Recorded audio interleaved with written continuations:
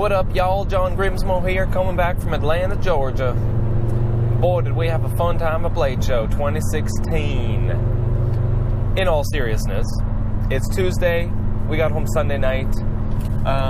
Monday was a bit of a float day for Eric and I. We really intended to go back into the shop, but we just kind of hung around at home. And I got to hang out with my family and get some computer work done. Got that video edited last night, the Saturday-Sunday Blade Show footage. Turned out really good. That's uploading right now. Should be live any second now. So you get 2 videos today. Man, so I just want to talk about wrap-up of Blade Show, like my thoughts, my takeaways. Haven't really thought this through ahead of time, but we'll just, we'll see what comes out. I mean, this is our 5th time going. We did the first show in 2012, and I remember sitting at our table the first year, and nobody really knew who we were. You know, we had a few guys come by who had seen the YouTube videos, but we're sitting there, and we stayed up way too late, like all night, the couple nights beforehand, we tried to get 12 knives done, but in the end we got 2 knives not even fully done. But we got to bring them to the show. We did take like a few orders back in 2012 and drummed up some business, but I mean, we were just getting started. You can't go to your first show and expect that you're going to be like rolling in the cash. It's just not how it works. It takes a few years. It takes some growth, some social marketing. And now, 4 years later, it was by far the best show we've ever been to. I don't know if that was just our perception and the market perception of us, but man, was it a good show for us. The response from the customers, the fans, the diehards that were, you know, jumping up and down just to meet us, just to talk to us. You know, the up-and-coming knife makers or business owners who just want to ask us one question. Some of the conversations and the depth that I went to with some of these people was utterly fantastic. Like the first day we landed, we rented a car with Southern. We went to the Big Chow Grill in the Cobb Galleria, Mongolian stir fry, fantastic. I love that place. Anyway, the waitress, she got into it with us, and she wants to be an entrepreneur. She wants to quit waitressing, and she's got a product idea, and she was talking about Kickstarter, and she was surprised that we knew what Kickstarter was. Of course we do. And I think she sat down with us for like 10 minutes, and I think we really gave her some perspective and helped her out. And I gave her a couple links to look up. I wrote them down on a napkin and gave them to her, and that was like right from the beginning, I was already helping people, and that was just fantastic. It was so much fun. And there was another guy on Sunday that came by. I forget his name. Volk, V-O-G-T, V-O-G-L-T, or something like that. He was from Argentina, and I thought I had recognized the name, but he assured me that I haven't, because he hasn't marketed at all. But he showed me this knife. He said he's been making knives for 10 years, and he showed me this knife, and it was utterly fantastic. For a guy that has no presence, no following, just loves to do it. I loved it. Then Brad was in the middle of a conversation, so I kind of shoved it in his face and had him look at it, and he stopped his conversation, and he looked at it, and he goes, "Holy cow." And it had a compression lock on it, which is a patent that Spyderco has. So, and Brad has used that by license from Spyderco. So Brad told him, he's like, "Have you talked to Spyderco about this?" Because for those of you who don't know, Spyderco's a very large knife-making company, but really good people, and Brad is really close with them. But anyway, he's like, "Have you talked to Spyderco?" And the guy's like, "No, I don't want to, you know, piss them off. I'm kind of using their design without their permission, blah, blah, blah." And Brad's like, No, you need to go talk to Eric Lesser, the owner, and just show it to him and see what's up." And then the guy disappeared, and then 30 minutes later, he came back, and he looked me straight in the eye, and he goes, "Thank you." And he's holding Eric Lesser's business card, and I think their marketing director's business card, and he just goes, "Thank you so much." I wouldn't have said anything. I would have just come to the show and smiled at everybody, but I don't know what he talked about, but obviously they hit it off, him and Spyderco. Maybe down the road they'll do a collaboration knife. Maybe he was just awarded permission to use the compression lock, but any number of things, and it all took the confidence in himself to go talk to Spyderco and do it. And just the passion in his face when he came back to say thank you to me it melted my heart. It was amazing. A lot of young guys at the show this year, at least that I'm noticing, or at least that are following us. I'm talking like 10 to 16-year-olds. Some really passionate young guys, and that was really amazing to see. Some of these kids are hanging out at our table most of the time, just wanting to, I don't know, absorb whatever it is we're spewing, but that's fantastic. I love talking with these kids. They're so passionate. I mean, I had interests when I was a kid, but I didn't find passion until I got into cars in my early 20s. I had mountain bikes, but I didn't pursue it. In high school, I just skated through high school. I didn't care. I didn't know what I wanted to do, really. I liked video at the time, which still shows now. I do like video now. But, professional video was not for me at the time or now. But yeah, talking to some of these young guys, I'm thinking to myself, man, if I had their kind of interest in something specific at the time when I was at their age, I'd be 10, 15 years ahead right now, maybe. And the other thing is, I first got into knives when I was 11 years old. There's a whole story there that I'll get into one day, but I literally remember watching MacGyver. He had the Swiss Army knife. I wanted a Swiss Army knife. I would get the Smoky Mountain Knife Works catalog. This was like 94 to 96 probably. Smoky Mountain Knife Works catalog. I'd read the entire thing front to back. I'm like 11, 12 years old. I'd read everything about it. Spyderco was in there, Benchmade was in there, Swiss Army knife, and all the other brands, and all the little Chinese like switchblades and butterfly knives and things like that too, the swords.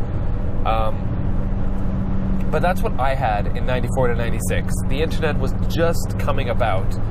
I remember in 95-ish going to the Smoky Mountain Knife Works website, and that's the first website I ever went to, funny enough. But yeah, when I was that age, I guess I did have the passion for knives, but I had no access. That catalog was the only access that I had. Whereas now, Instagram, YouTube, Snapchat, Blade Magazine, Blade Show, I mean, these kids have an infinite amount more access than I did at that age. And it's fantastic to see what they're doing with it, what they're taking with it. The passion that they have. I guess I kind of had it when I was 11, but I didn't have the breadth of access that kids do now. So it's just fascinating. Let's see, what else? I made some amazing connections. I think I might have that $50 product idea that I've been talking about for the past 6 months. Bit of a collaboration idea. I cannot divulge any details, but I start to realize I am a crap designer. I'm okay with that. Some of these guys draw knives all day long. Lucas Burnley draws a knife every single day. I can't do that. That's not my skill set, is artistry, design. It's just not. Like, when I design something, I comb Google Images, and I pick and choose details, and I put them all together. That's how I design. I know my strengths, I know my weaknesses, I know my passions, and design is not really any of those. I love CAD/CAM, all that, but as far as like creating concepts, maybe I should be leaving that to other people. Eric's getting good at it, but anyway, yeah, so that's cool. I got to meet some idols and get really, really close with them, which is fantastic. Sergei Shirogorov, Dmitry Sinkovic, Vic or Vich? I'm going to say Vich. That's what I've been saying to his face. He didn't correct me. It was awesome hanging out with my best friend, Brad. I mean, in the knife industry, he's my best friend. There's no doubt about it. Yeah, and I even saw some people that I met at the John Saunders open house, and even at the Tormac open house last summer. I saw one guy's wearing a Saunders Machine Works t-shirt, so I snapped a picture and I texted it to Saunders, and he's like, awesome! And we brought a bunch of t-shirts, and I gave away a lot. And it was so humbling to watch everybody walking around in our t-shirt the next day. You know, you'd walk around, you'd see a dozen guys wearing these bright red T-shirts with the Grimsmo logo on it. It was amazing. And you know, this is our fifth show, 4th year of going to this show, and the growth that we've gone through has been incredible. I mean, the support we're getting from these guys is so diehard. It's fantastic. I don't know what else to say about it. As you can see in the video I just uploaded, it'll be grind number 20. You know, I got to interview some people, some heavy hitters in the industry, and I could have interviewed more if I had time or dedication to just keep walking around. I wanted to interview Todd Begg, but he was always busy when I walked by. And I know I could have. He's a super nice guy. So there's always next year. But the interviews were fantastic. And I mean, literally all it took was me to walk up to these guys, roll up and be like, hey, I'm John Grimsmo. I'm doing a YouTube video right now. Can I ask you 2 questions? And I don't want to repeat myself because I said it in the video before, but you know, what do you love about what you do and what do you hate about what you do is basically the essence of it. I was trying to come up with some good hard-hitting questions, and my wife came up with those. Thank you very much, darling. God, the show was just such a fantastic success. It could not have gone any better. Just blown away. I mean, I think over the 3 days of show, we probably had a cumulative 20 minutes of sitting down time. Literally, we'd sit down for like a minute, and then more people would come. And you don't want to talk to people when you're sitting down. It's rude. So we'd stand up, we'd converse with them, and, you know, except for meals, otherwise, we're on our feet. And I'm not complaining at all. It was fantastic. And I don't know how I had that much energy, because I come home yesterday, and I'm all lazy, and like, I don't know. I'm just recovering, I guess. But just constantly moving, constantly hustling, constantly talking to people. It was the best. It was absolutely the best. It reaffirms, you know, I always have these self-doubts of, well, are we charging too much money? Like, is the industry going to actually support us in what we do? You know, we charge when you think about it, $500, $600, $700 is a buttload of money for a knife. I know it's low in our industry. It's low in our custom market. Everybody tells that to us. You got to jack your prices. Well, no, I don't want to, because I already feel like it's a jackload of money. Like you know, taking people's hard-earned money when they can just afford one nice thing and they buy our knife. And they've been saving for 3 months for it. It's weird. But the value is there because, as we show you, we put our heart and souls into it. But yeah, going to shows like this, seeing the love and the passion that everybody has, not just for us, but for everybody else around. You know, guys getting tattoos of brands, of knife brands. It's crazy. Like Anthony Marfione was doing tattoos to people at his booth. You know, man of many talents. I interviewed him and the audio sucked, but I'm sorry about that, Tony. I'm really ashamed of that. I definitely want to talk to him again because he was a fascinating individual. And it's interesting because I've been listening to all these Tim Ferriss podcasts where he's like interviewing Tony Robbins, you know, the heavy hitters in the industry, in all kinds of tech industries and everything. And it was really fun for me to be able to go to Blade Show and do a similar thing in my own industry. That was amazing. But like I was saying about market support, like talking to Shirogorov, they have a bunch of employees. Talking to Hinder, I heard that he has about 20 employees now, and he's like a huge facility. I know Chris Reeve at one point at least had 30 employees. Who else did I talk to? Yeah, Begg said he had about 6 or so, but like, it's just the growth of the business, and they're all charging a similarly priced product, and we're just 2 people. You know, we're not even touching the tip of the iceberg of what we can accomplish in this industry. And I'm starting to realize that now. It's starting to sink in that it's good. It's gonna happen. You know, there should be no fears, no worries, no regrets going forward because we're gonna crush this thing. And doing videos like this, I mean, here's a little marketing tip for you guys. One of the reasons, not the biggest, but one of the reasons that I'm doing these daily vlogs and the shop life videos and the knife making Tuesdays and everything is because we're sharing ourselves, we're sharing our information, we're giving away 90% of what we have, and it keeps our image in your minds. And it gives us a reputation that pretty much nobody else in the knife industry is doing. They're not sharing this. They don't have their personalities out on their right sleeve, like sharing to the world, opening up to the camera, like what we're doing now in the grind, like talking about deep stuff, emotional stuff, business stuff, money, things like that. Nobody else is doing that. And the way I see it is, if we continue to do this, we will own the market share of marketing in that sense, and we will win. And it's not a competition. I'm not trying to out-earn or outdo or out-best anybody else, but we want our cut, We want to be profitable.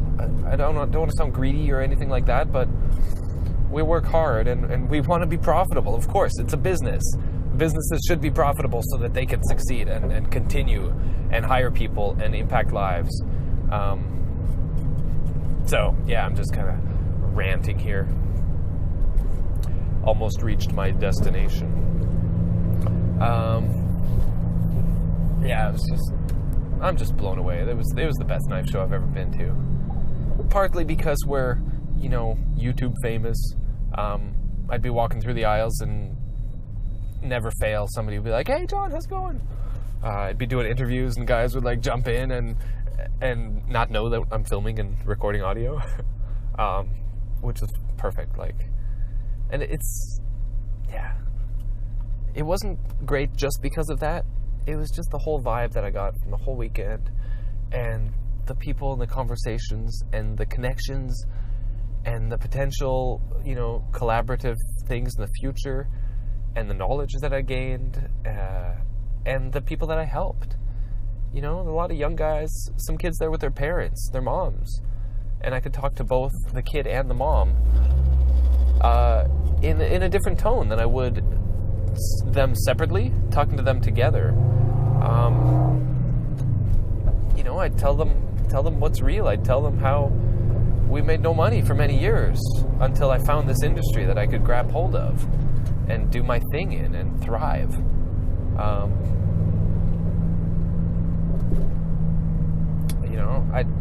I'd tell them how 5, 6, 7 years ago I used to go out in the woods and cry because I had no idea what I was going to do with my life. I had so much skill and so much passion, but I didn't know what to devote it to. And I've been looking my entire life for something like this, for an industry like this, where I could apply my passion, apply my skill to self-learning and to precision and dedication, and actually have a business. And it's amazing to be able to share that story directly. Like, on video it's one thing, directly face-to-face with a 16-year-old kid and his mom, that's a whole different story. And that gives me goosebumps just thinking about it. I mean, they're sitting there, they can't even ask questions because they're just listening to me talk. They just want me to talk more. And it's weird, but I get it. I understand it. And the more I do this, the more I understand what people like to hear and what I can share with them in a way that suits them. And everybody's a little bit different. You kind of tailor your story to everybody, and I'm becoming so much more of a people person than I ever thought I would ever be. It's awesome. I always used to say, I want to be rich but not famous. Well, sometimes they go hand in hand, and now I can't avoid. I'm not famous, but I'm becoming well known, and it's amazing. I appreciate it so much. So anyway, I gotta go. I hope you guys enjoyed this super long rant.